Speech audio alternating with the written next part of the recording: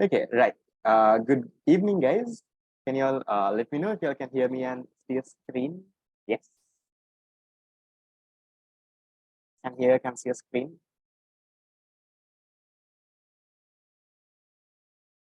Yeah, right. Okay, so once again, Happy New Year to all those who celebrated, right? Hoping that uh, things would change this new year, right? Hoping that you all would start studying and, working hard so that, A levels goes really, really well.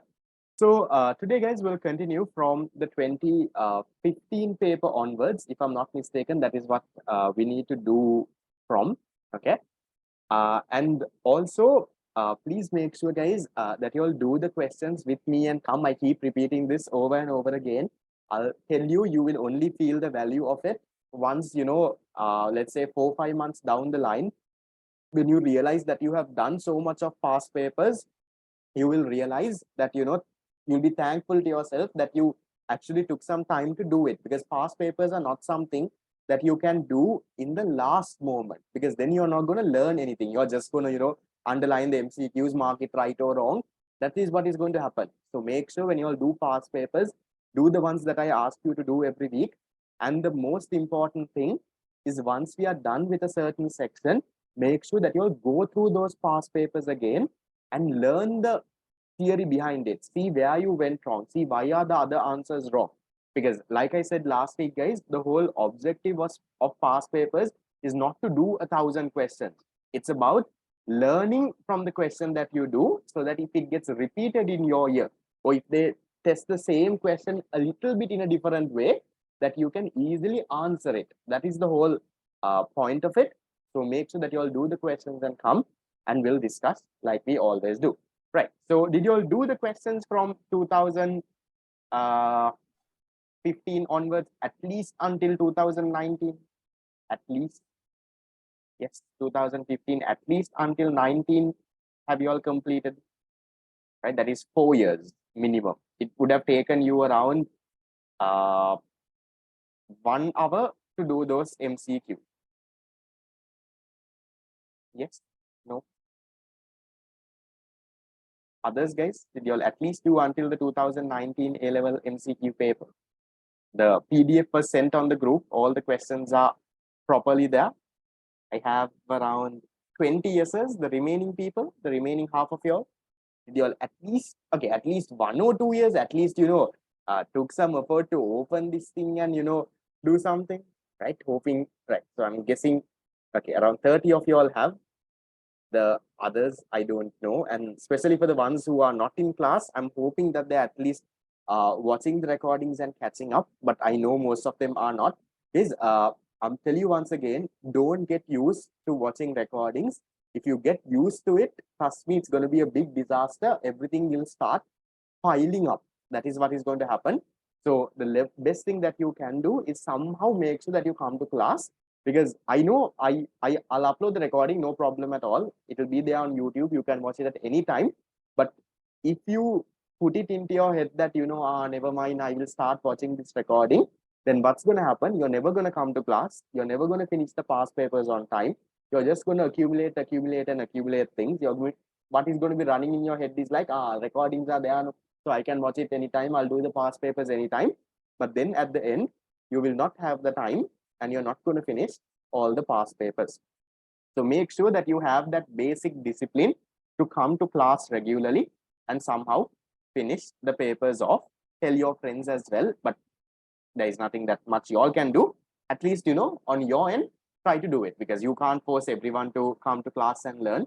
So you all make the best opportunity, and I'll guarantee you, if you can do this along with, many other papers and all of that, you all will do tremendously great. Right. So we'll start with the 2015 A-level paper. Okay, so I want you all to give me answers on the chat box and be active in this. Right. Give me a second. Okay, so we'll start. The 2015 A-level paper, question number 8. If the demand for milk powder increases whenever a person's income increases, then milk powder is an example of what? When the income is increasing, demand for that good is also increasing. So what kind of good should it be? A inferior good, a free good, a given good, a public good, a normal good. What do you think? Because this 1, 2, 3, 4 is up and down. Okay. What do you all think, guys? Income is increasing, you're buying more. What type of good is this? This is a normal good, right? A very simple question to go. So what is a normal good? How do we define a normal good? A normal good is a good that has a positive relationship with income. So if your income increases and you buy more of that good, that is what you call a normal good. If your income increases and let's say you buy less of that good, what type of good is it? Your income increases and you buy less of that good. Then the good is a inferior good. Can it be a given good also? What do you all think? Income increases, you're buying less of it. Inferior, correct. My question is, can it be a given good? What do you all think? It can be a given good also, right? Because given goods are also a type of inferior good. That's the learning point, right? Given goods are also a type of inferior good. So if income increases, you might buy less of a given good as well. So under inferior goods only, a subcategory, you have given goods. Given goods has a special characteristic, that is, it has a positive relationship with price. Okay, just have those small points in mind. The normal inferior given good, the substitution effect, income effect, and all of it, I'll run you all through on a separate session, or at least I'll upload a video relating to that so that you all can learn it and come prior to the class. Okay, so that part is done. We'll go into question number 9. At a given time, when demand increases and supply decreases in a competitive market for a normal good, what would happen? So we can just draw the diagram and see. If you look at a diagram, right, let's draw a basic diagram and see. Okay, there is demand, there is supply, there is equilibrium price and quantity based on that. So they are saying the demand is increasing, okay, rightward shift, demand shifts to the right, and also supply decreases, leftward shift of the supply curve. Okay, guys, what can you tell, guys? We kind of did a question like this. What can you tell about the equilibrium price? First tell me that. What will happen to the equilibrium price if demand increases and supply decreases? Equilibrium price will increase, it will decrease, it will remain constant. What do you think? The equilibrium price will increase, it will go up. That you can guarantee, right? That you can definitely say. Yes, what can you tell about the equilibrium quantity? What can you tell about this? Can you say no change? Can you say increase? Can you say decrease? What do you think you can say, guys? Okay. Now, according to what I have drawn, right? Look at this very carefully. This is a learning point. Okay. According to the way that I have drawn this, okay, now I have drawn the demand and supply to change by equal quantities. Okay. So then the equilibrium quantity will not change, remain like this. It will remain the same amount. But in the question, have they anywhere mentioned that the demand and supply are changing by the same proportion? Have they mentioned that? They have not mentioned that anywhere, right? So what if, let's say our supply decreases a lot, right? Then what do you think would happen? Then what could happen is you can have a fall in the equilibrium quantity. What if our supply decreases, let's say a very little, let's say something like that, then you might have an increase in the equilibrium quantity. So remember, unless they have specifically said in the question that equilibrium price and quantity are changing by the same proportion, you can't, sorry, not equilibrium price and quantity, the demand and supply are changing by the same proportion, you can't really conclude on what will happen to the quantity. So quantity can either increase, it can remain constant if it's changing in the same proportion, or it can even increase. So that depends on by how much the demand and supply changes by. So please have those in mind. So what do you think the answer is there?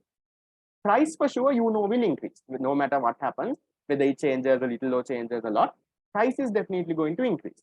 But the quantity, you can't say. So we can say that the quantity is what, guys? The quantity is, you can say it's ambiguous, right? Or you can say the quantity is indeterminate, right?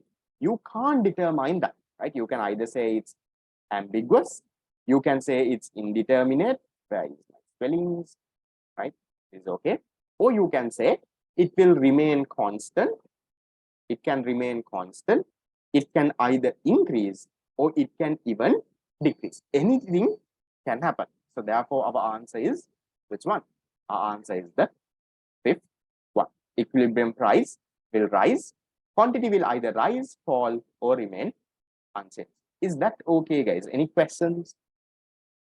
Fine. Question number 9 in the 2015 A-level paper. Okay. This is a very common question that every time comes. Okay. So keep that in mind. Then we'll go to the question number 10. Okay. Question number 10 says, sugar and jaggery are considered substitutes for each other in many consumption activities. Therefore, if the price of sugar rises, right, we'll go one by one. Yes, can you tell me if the price of sugar rises, what will happen to sugar? If the price of sugar rises, can you tell me what will happen to quantity demanded for sugar? You can get so many things, guys. Quantity demanded for sugar.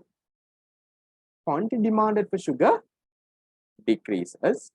What happens to the quantity supply for sugar if the price of sugar rises? Quantity supplied for sugar increases. Does the demand or supply change?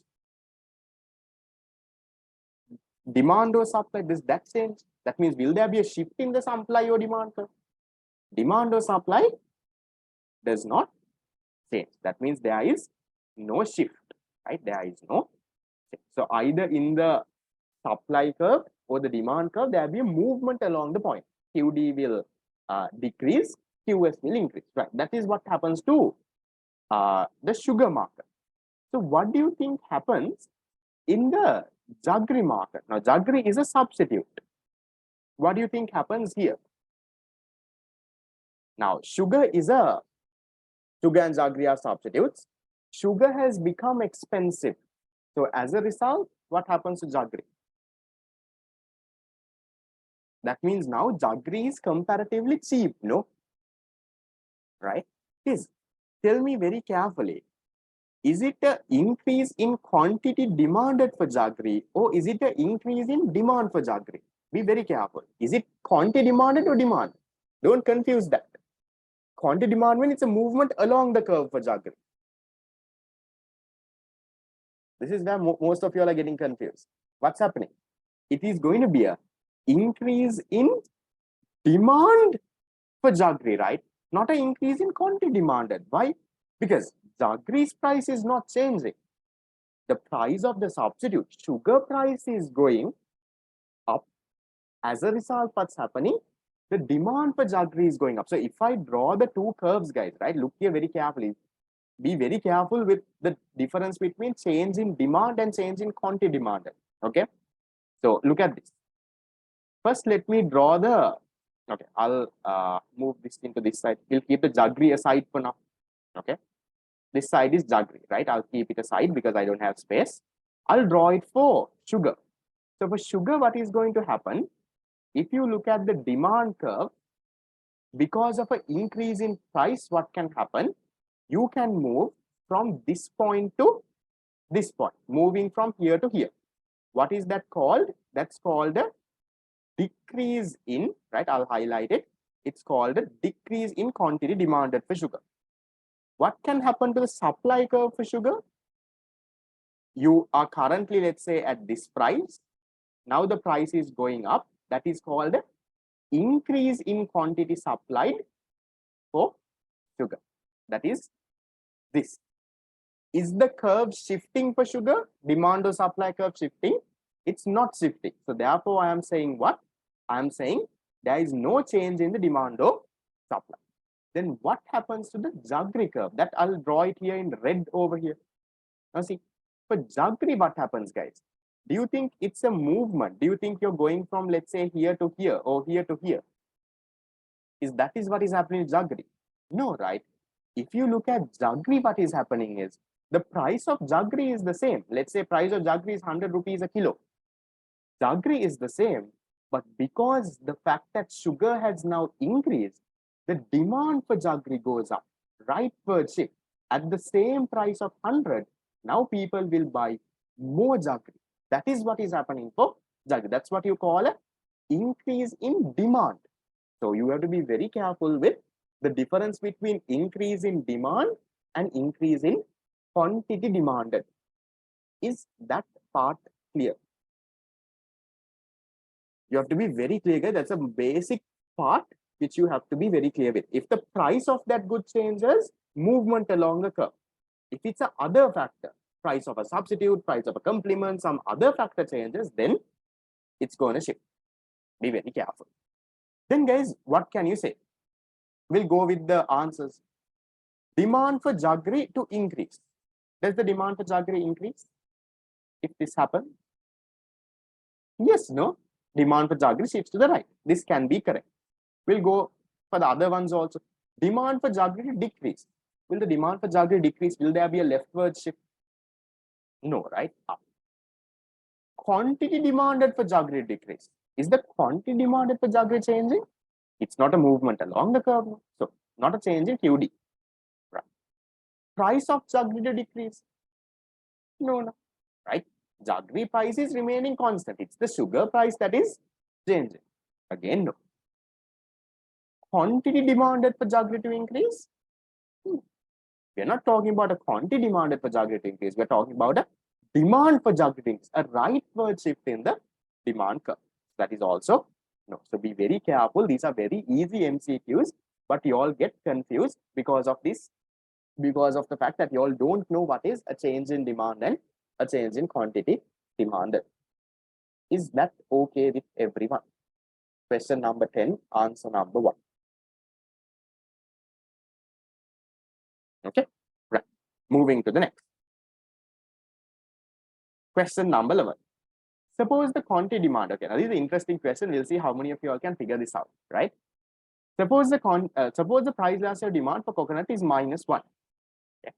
When the price is 60, quantity demand is 500 coconuts. When the price of a coconut, what will be the price of the coconut when the quantity demand is 600? How are you going to figure this out? How did you all figure this out? Can you all give me the thought process behind it? How did you all get the number? It can't be a kana shot. What is the approach that you all took? Right. I've got one answer that is correct. Not the final answer. I want your approach, guys. How did you all do it? Did you all put it to a PED equation and do something? What did you all do? How did you all come to your answer?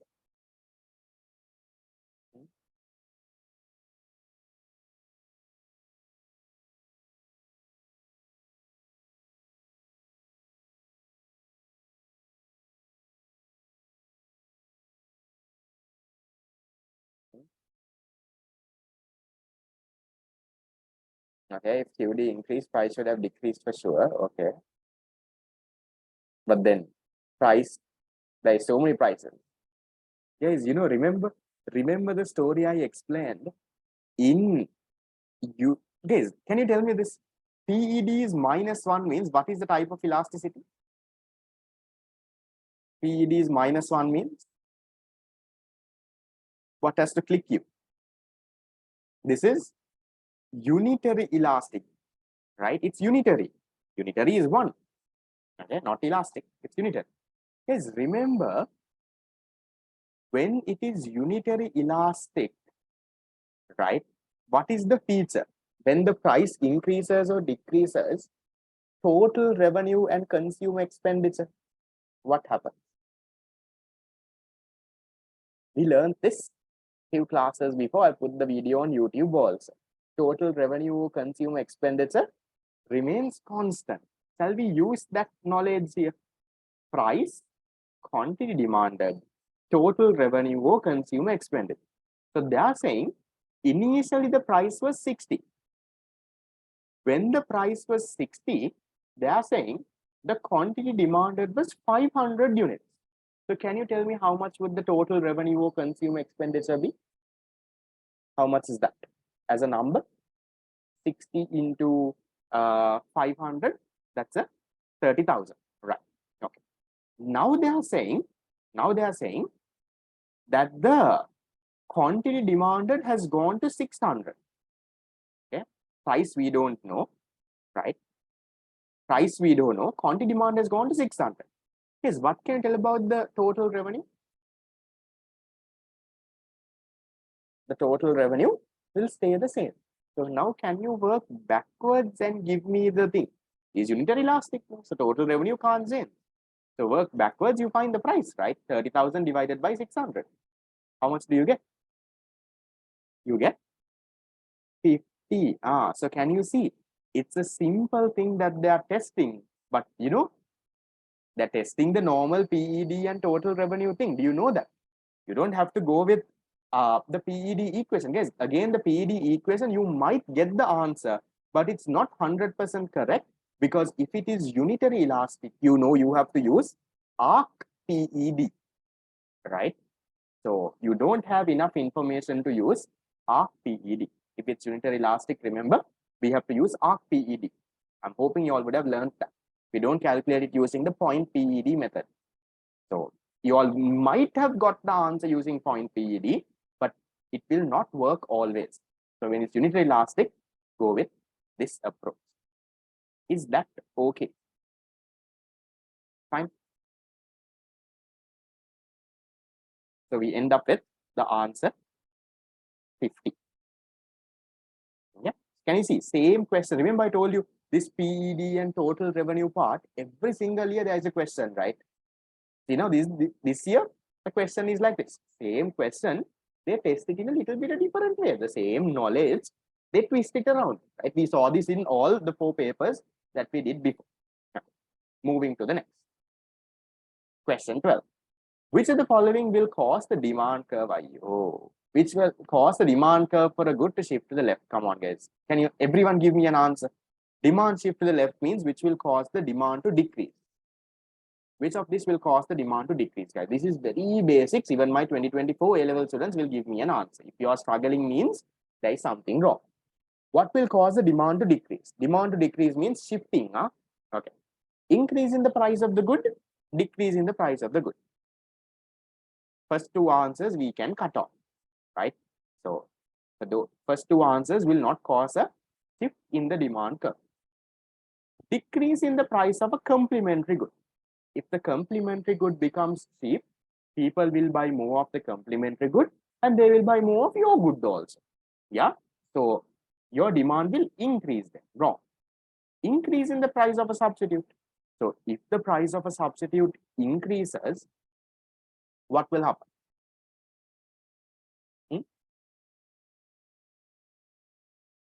If the price of a substitute increases, people would buy your good, right?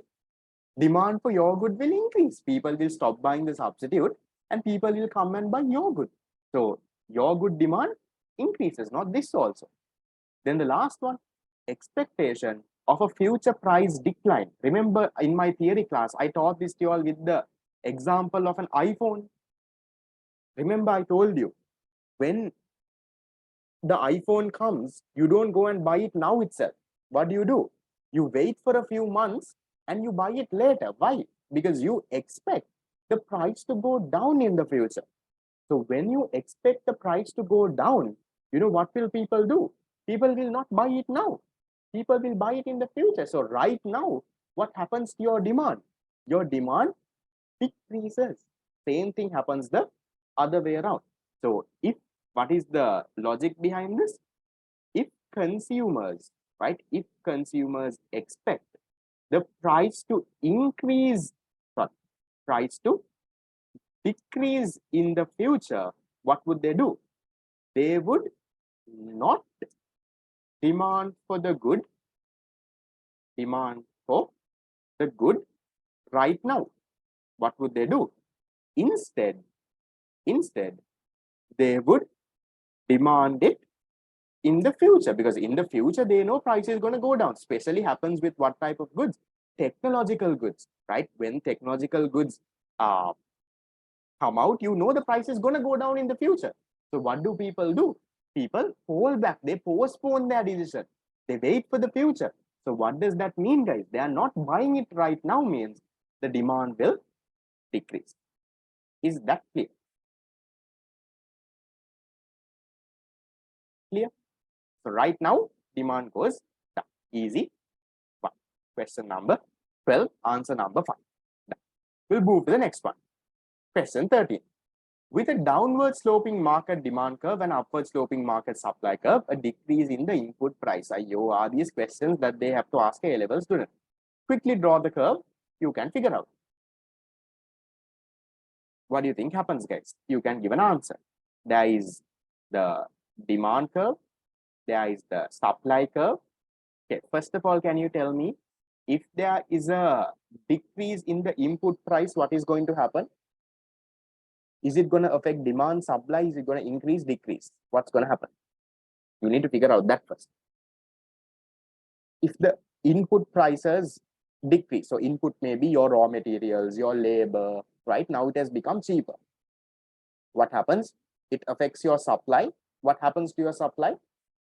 Your supply increases or decreases? Come on, easy one. Think.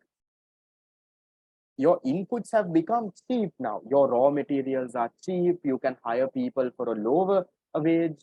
So what is going to happen to your supply now? Your supply will increase, guys. For those who are telling me decrease, think again. Now your inputs are cheap. You can buy your raw materials for a cheaper price. You can hire the labor for a smaller wage. So inputs becoming cheaper means it's good for the supplier, no? So what does he do? He increases his supply, right? Figure that out. Once you figure that out, then there is nothing left in the question. So then you can say, what is happening to the price? Price is going down. This is the price axis. What is happening to the quantity? Quantity is increasing. So price decreasing, quantity increasing. Which one is our answer? Our answer is the fourth one. A decrease in equilibrium price and an increase in the equilibrium quantity. These are easy ones, right? So I'll tell you which ones are the good MCQs, which ones are the easy ones. I'm telling this to you not to put you down, but I'm telling this to you for you to figure out your level. If you're struggling with an MCQ like this, means you need to work a little bit more hard. If you find it easy, then that's okay. That's perfectly normal. Any normal student who has studied the unit properly will find these MCQ very easy. Right. Going to the next. Okay, good question. I taught this to my theory class people in unit number 9 very recently. A small domestic country, small country's domestic market demand curve and supply curve for sugar are given below. QD and QS is there. Assume that the sugar market is open for international trade and the world market price of sugar is 60. What is the quantity of sugar that is domestically supplied when the country is open to international trade? So let me show this to you in a diagram. How does this look like? So you have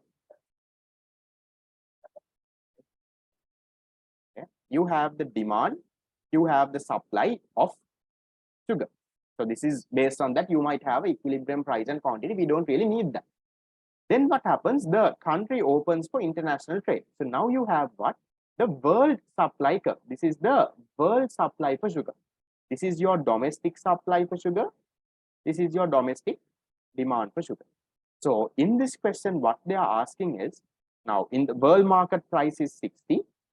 At this price of 60, they are asking you how much will the domestic supplier supply. Very simple thing. All what you have to do is to the QS equation, put 60 as price, you can find it. Can you give me a number? How much is the quantity?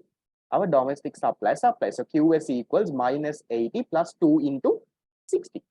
That is 4. Right, that is your answer. But we'll go a little bit ahead and we'll try to analyze this diagram.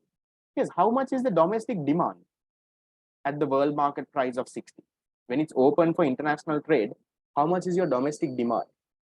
Put 60 to the demand equation and see how much do you get. This is a little bit ahead. The question answer is 40. Domestic supply, that's what they're asking. But we'll go a little bit ahead because in your year, they can ask that. How much is the domestic demand? 320 minus 3 into 60. That is 140. Okay, right. Domestic demand is 140. How much will be imported? domestic supply 40 units. That is what they're asking in the question. There is nothing else that we have to do, but we'll go a step ahead and learn how much is the domestic demand. Domestic demand, I'll summarize the question again, don't worry. 140 units. So there is a excess demand of 100 units. That is what is being imported. So quantity imported will be 100 units. So once again, to re-explain this question, it's not hard, guys. Even though it looks hard, it's a very simple question. So let me just summarize the question again. So there is the demand and supply equation. This is the demand equation for the domestic demand and the domestic supply. So based on that, I drew a demand curve, I drew a supply curve. And then they are saying the sugar market is now open to international trade. So now you can buy sugar from abroad also. And the price of sugar is 60 rupees. So that is how I draw the world supply. Now, why is the world market supply a elastic supply curve, guys? Because if you look at the world market, you can supply any amount of sugar. No? It's the world market, huge producers around the world. That's why you have a perfectly elastic supply curve there. Okay. So at that price of 60, they can supply any amount of sugar. They have so much of resources. So you have a perfectly elastic supply curve. So now, based on this case, remember I've told you all, when the market is open for international trade, the equilibrium price that is in the market is no use. Now the equilibrium price in this market is 60. So at the price of 60, you can find out how much is your domestic supplier supply. So when the price is 60, this is your domestic supply curve, guys, this one. So you can find out your domestic supplier is willing to supply, let's say, 40 units. How did I find that 40? I took the supply equation, QS equals minus 80 plus 2P. Instead of P, I put 60. I substituted 60. So minus 80 plus 2 into 60, I get 40. That is your answer. That's what they're asking. In the question, they're asking, what is the quantity of sugar that are domestically supplied? Domestically supplied is 40 units, or you can say 40 kilos. Then going one step ahead, I also went and calculated what? I also went and calculated the domestic demand and the quantity imported, because in your year, they can give you the same question. Instead of asking domestic supply, they can ask you for the quantity demanded, or they can ask you for the quantity imported. So how did I do that? At the same price 60, I went and found the QD. I got 140 units. So then domestic supply is only 40, but people are willing to buy 140. So where is the remaining coming from? The remaining 100 units is coming from the world market supply. In other words, that is what is being imported. Is that okay? Fine. Somewhat of a good question, not very hard, not very easy also, but a lot to learn. Okay. Moving to the last question of the 2015 paper. Suppose the demand for petrol is very inelastic, so it's highly inelastic, and the supply is very elastic. An excise tax on petrol will be borne. You can use my shortcut that I would have given you in the theory and the revision class. What is my shortcut, guys? How to find tax burden based on elasticity? What's the simple words? Higher the what? Higher the inelasticity, higher the tax burden. So higher the inelasticity, higher the tax burden. So in this question, can you tell me who is more inelastic?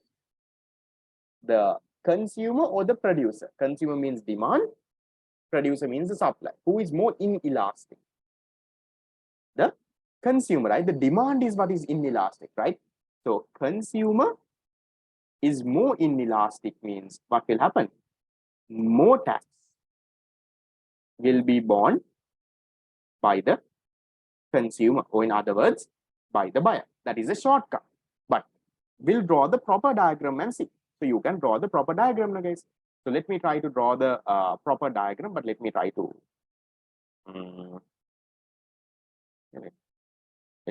draw a straight curve. Okay, so you have this thing. This is too hard. I'll draw it just a little. Okay. Okay, you have demand is highly inelastic. So I will draw a very steep demand curve like this, highly inelastic demand. Supply is very elastic. So I'll draw elastic supply curve, something like that. Okay. Inelastic demand, elastic supply. Based on that, you have an equilibrium price, right? You have an equilibrium quantity. Now, when there is a tax, what happens? Supply curve shifts to the left, right? Now, supply curve moves here. Okay, so I'll draw a supply curve shifting to the left. Now, what do you have? You have a new equilibrium price, and you have a okay, this diagram is not the perfect diagram. Hold on.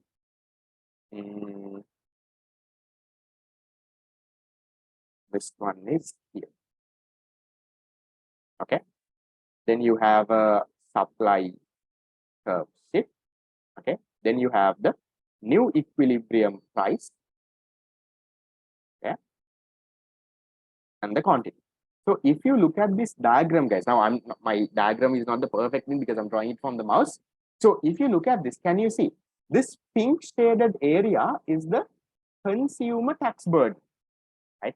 That is the increase in the equilibrium price. Let's say, for example, there was a equilibrium price was 10 rupees.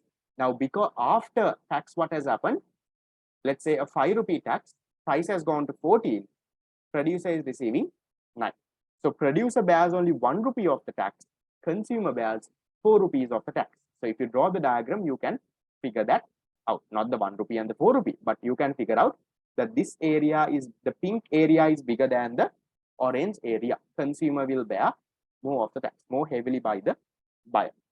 Is that part okay, guys? Can you all, the most correct way is to draw the diagram and figure out. But for MCQs, the shortcut is, remember, whoever who is more inelastic will bear more of the tax. Relatively elastic means perfect elastic or just elastic? Just elastic. Relatively elastic. Is that part okay, guys? Okay. What's the shortcut? Whoever who is inelastic will bear most of the tax. So for the MCQ, if they give you demand is inelastic, supply is elastic, demand is inelastic, no? So consumer will bear more of the tax. You can easily figure that out. But most correct way is to draw the diagram. So properly in for homework, what you all can do is take a ruler and draw the diagram properly. So draw the diagram properly, draw straight lines, and then you all know, no, the upper rectangle is the consumer tax burden, the lower rectangle is the producer tax burden. That is coming from your theory parts. I'm not teaching you all those. So then you all will see that the consumer tax burden area is much bigger than the producer tax burden area. So for homework, nice to take some space and draw it in your tube. Maybe you can draw it and paste it next to your question. Now, then we'll go to the, okay, that is it with the 2050. How many of you all got how many right? We started with question number 8, 9, 10, 11, 1, 2, 3, 4, 5, 6, 7, 8. There are 8 questions. How much did you all get right? 8 out of 8? At least 7, 6. How many out of 8? Got all 8 right. Perfect. Guys, try to, genuinely do it, okay, without, referring to the answers also. It's a way that you can try and assess your own self. Okay, right. So most of you have done good. Nice. So we'll move to the 2016 paper.